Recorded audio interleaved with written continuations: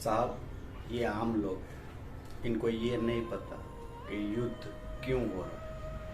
इनको ये नहीं पता कि ये कब रुकेगा। इनको ये नहीं पता कि ये क्या हो रहा है। अब सोचिए, एक दिन आपको अपने ही देश में से, अपने ही घर में से, अपने ही परिवार में से निकाल दिया जाए या दूसरे देश में शरण लेनी पड़ जाए।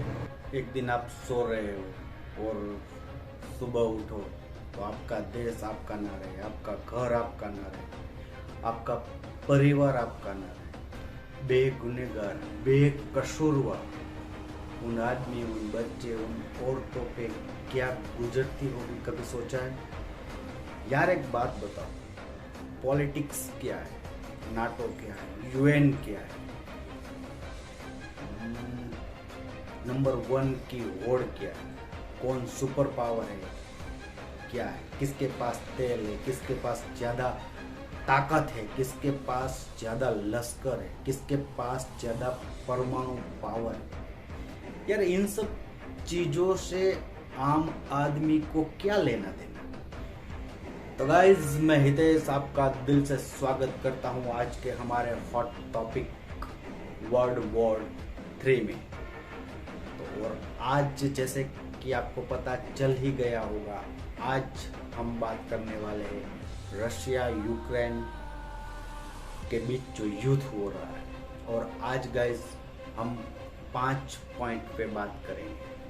तो मेरे साथ आप जुड़े रहिए, वीडियो पूरा देखिए और समझने का प्रयत्न कीजिए कि आखिर क्या चल रहा है। फर्स्ट, क्या थर्ड वर्ल्ड वॉर होगा?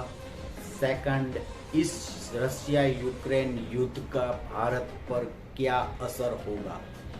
थर्ड, यूक्रेन रशिया विवाद क्या है? फोर्थ, नाटो, सोवियत संघ, यूएन क्या है? और लास्ट 5, क्या रशिया सही है? पहले पॉइंट पे हम बात करते हैं। पहला पॉइंट हमारा ये है कि क्या वर्ल्ड वॉर 3 होगा? तो इसका सीधा जवाब अभी ये है, आज की पोजीशन तक ये है कि ना, थर्ड वर्ल्ड वॉर नहीं होगा। ये जो विवाद है, मतलब ये जो युद्ध की शुरुआत हुई, उसका मेन रीजन ही ये है कि अमेरिका और इसके अलावा कुछ देश चाहते थे कि यूक्रेन नाटो का सदस्य बन जाए। तो रशिया ये चाहता था कि भाई यूक्रेन को नाटो का सदस्य नहीं बनने देना है। पर क्यों रशिया ऐसा क्यों चाहता था? रशिया इसलिए चाहता था, अगर आप देख पा रहे हो, अगर आप रशिया और यूक्रेन का बॉर्डर देखो तो लगभग बाजू बाजू में, तो जो नाटो कंट्रीज है उनकी एक अलग से मतलब 30 देशों का कंबाइन 30 देश मिलके एक अलग से मिलिट्री तैयार करते हैं। और जहां कहीं भी उनको ये लगे 30 देशों में से, वहां वो अपनी ये मिलिट्री मतलब उसका बेस बनाते। तो बेसिकली रशिया ये नहीं चाहता था कि उनके बॉर्डर पर ये नाटो वाले अपनी कोई भी सैन्य का बेस बनाए। परिणाम ये आया कि जो आज हम देख रहे हैं, आज ये युद्ध का दूसरा दिन है और आज मैं बोल रहा हूँ लगभग 3:45 बज रहे हैं और अभी का अपडेट है कि वहाँ की जो राजधानी है उन पर लगभग रशिया ने कब्जा कर लिया। कि कल जो बाइडन ने रात में जो प्रेस कॉन्फ्रेंस हुई, उसमें जो बाइडन मतलब अमेरिका और उनके 30 सदस्य देशों ने ये साफ ना बोल दिया कि हम यूक्रेन को सैन्य के युद्ध में कोई मदद नहीं करेंगे। कहावत है कि अपने दम में जो बात हो, मतलब अपने दम पर जो करो वही सही, दूसरों के दम पे मत किया करो।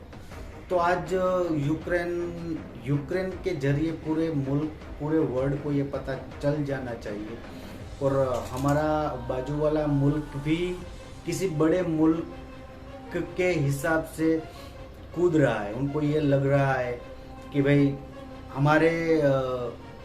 हमारा युद्ध होगा या फिर हमारे साथ कोई कुछ करेगा तो हमारे पड़ोसी वाले मुल्क आएंगे और उनको सामने वाले को ढेर कर देंगे। लेकिन ये सबक है जो खास मेरे पड़ोसी के मुल्क के बासिंदे, उनको मैं ये कहना चाहूँगा, उनकी गवर्नमेंट से ये कहना चाहूँगा कि देख लो यूक्रेन की हालत, जिनके जोर पे आप फुदक रहे हो ना, वो लास्ट में कुछ नहीं करते। दूसरा क्वेश्चन ये है कि भारत पर इसका असर क्या होगा। तो सीधी सी बात है यार, पूरे हम पृथ्वीवासी है, पूरे वर्ल्ड में कहीं पर भी वॉर होता है तो वो इंसानियत को बहुत गहरी चोट देता है। एक हमारे दिलो दिमाग में वो बात बैठ जाती है, वो टूटे हुए घर, टूटे हुए लोग, टूटी हुई मानवता। और आर्थिक तौर पे हमें सबसे पहले जो ये ऑयल है उस पे मार आएगी। और कहने का मेरा मतलब ये है कि महंगाई बढ़ जाएगी। पहला हमारा तुरंत ये रिएक्शन आएगा कि आप देखना थोड़े ही दिनों में पूरे भारत में महंगाई बढ़ जाएगी। दूसरा ये है कि एक तरफ अमेरिका है, नाटो सदस्य है, कि जिनके साथ अपने बहुत गहरे ताल्लुक है, और एक तरफ रसिया है जो लगभग हम 50 साल से उनके साथ एक गहरी दोस्ती है। तो अब इंडिया के लिए इंडिया पे ये असर होगा कि यार इंडिया चाहकर भी किसी एक की साइड नहीं ले पाएगा, उनको न्यूट्रल रहना पड़ेगा। थर्ड पॉइंट ये था कि ये आज जो ये पूरा थर्ड वर्ल्ड वॉर के मुहाने पे आके खड़ा रह गया है, इसकी असली वजह क्या है। तो इसकी असली वजह भी हमें विश्व युद्ध 2 में देखने को मिलेगी। आज से लगभग 35 साल पीछे आप जाए, तब सोवियत संघ बहुत ही पावरफुल एक, अभी जैसे नाटो है, आप समझने के लिए मैं बता रहा हूँ, तब उनकी कंपैरिजन नहीं कर रहा हूँ, लेकिन एक संगठन है, एक संघ है सोवियत संघ, तब उसका सेंटर रसिया था और रसिया उसका मेन मतलब करता हरता था। तो उसी के इर्द गिर्द कहानी घूमती आज 35 साल बाद नेटो जो है, नेटो ने ही जो सेकंड विश्व युद्ध हुआ उसमें ये नहीं कह सकते कि नेटो नहीं, लेकिन तब ये सोवियत संघ पूरी तरह से ख़त्म हो गया। और आज कहीं ना कहीं उसी रसिया के जो करता हरता मेन पुतिन है, उनकी ये कहीं ना कहीं मुझे ऐसा लगता है महत्वाकांक्षा है कि फिर वो सोवियत संघ खड़ा किया जाए और फिर दुनिया पे राज किया जाए। और अमेरिका को ये पता है कि इसकी ऐसी मतलब पुतिन को ऐसी इच्छा है, तो उसके हिसाब से यूक्रेन को अगर अमेरिका मान रहा है कि यूक्रेन को अगर हम नेटो में सदस्य दिला देंगे तो जो नेटो की आर्मी है वो डायरेक्ट रशिया के बॉर्डर पर लग जाएगी और वो इन फ्यूचर अमेरिका को काम आएंगे। तो ये पॉइंट मेरे ख्याल से पुतिन भली भांति समझ रहे थे। तो पुतिन ने क्या कर दिया यार, उसने ये सोचा कि अगर वो देश नक्शे पे रहेगा तब जाके आप उनको सदस्यता दोगे ना, तो उसके चक्कर में पुतिन ने अटैक कर दिया। चौथा पॉइंट कि भाई नाटो क्या है। सोवियत संघ को रोकने के लिए अमेरिका ने 12 देशों के साथ नॉर्थ अटलांटिक ट्रीटी ऑर्गेनाइजेशंस यानी नाटो की स्थापना की, और आज लगभग 30 कंट्री उसमें शामिल है। फिर यूएन की बात कर ले कि यूएन क्या है। यूएन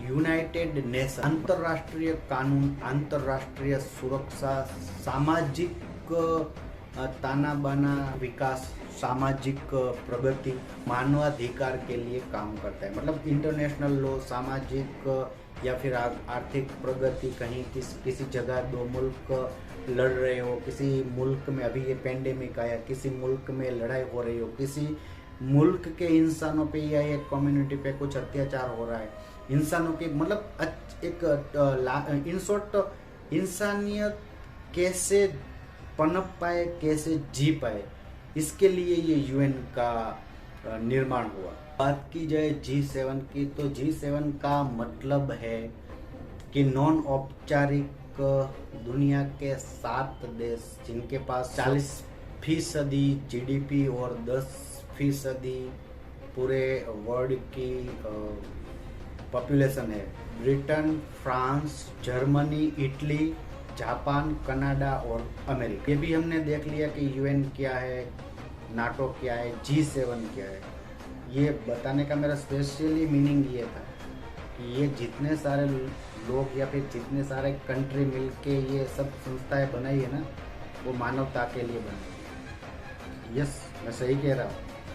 ये इस वर्ल्ड में, इस पृथ्वी पे एक इंसान जी पाए, उसकी इंसानियत बच पाए, उसकी फैमिली की रक्षा हो पाए, और मतलब इंसानियत के लिए ये लोगों ने ये सब संगठन बनाए हैं। लास्ट 5वां पॉइंट कि क्या रसिया सही है?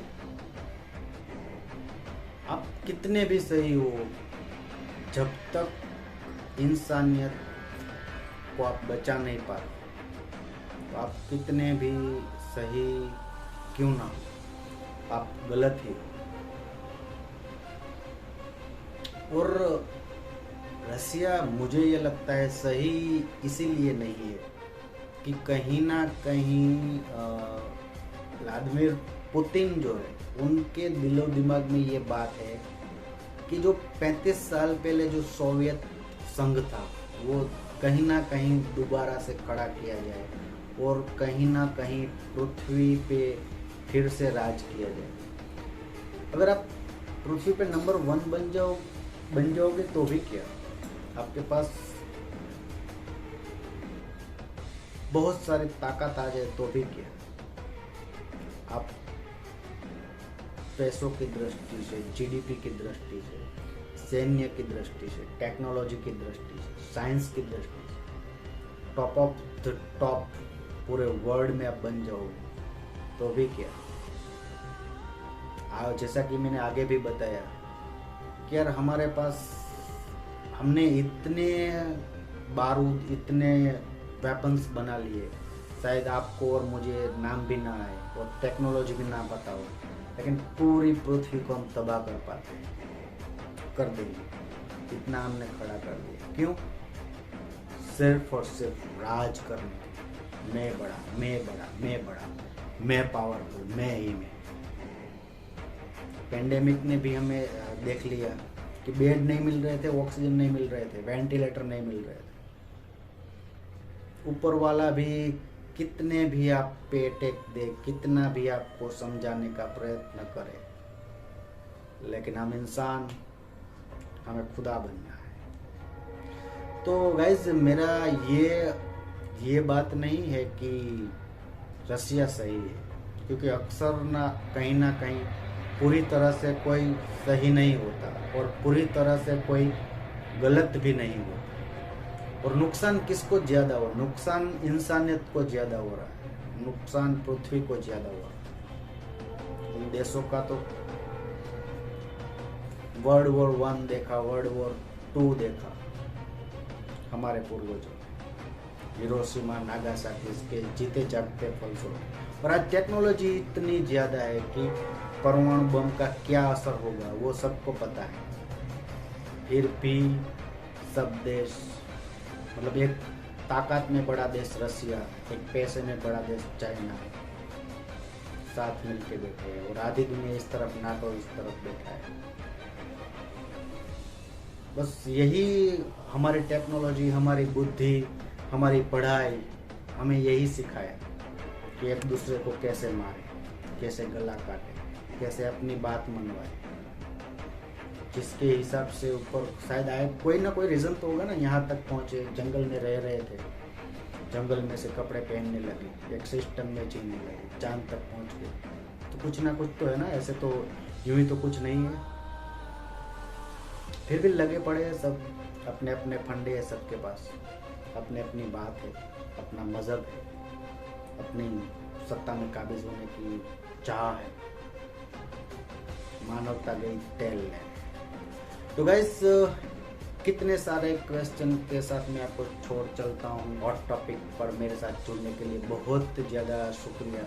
आज का ये प्रोग्राम आपको कैसा लगा प्लीज़ कमेंट में ज़रूर बताना। अच्छा लगा तो लाइक शेयर और सब्सक्राइब करें। तब तक के लिए गुड बाय, जय हिंद दोस्तों।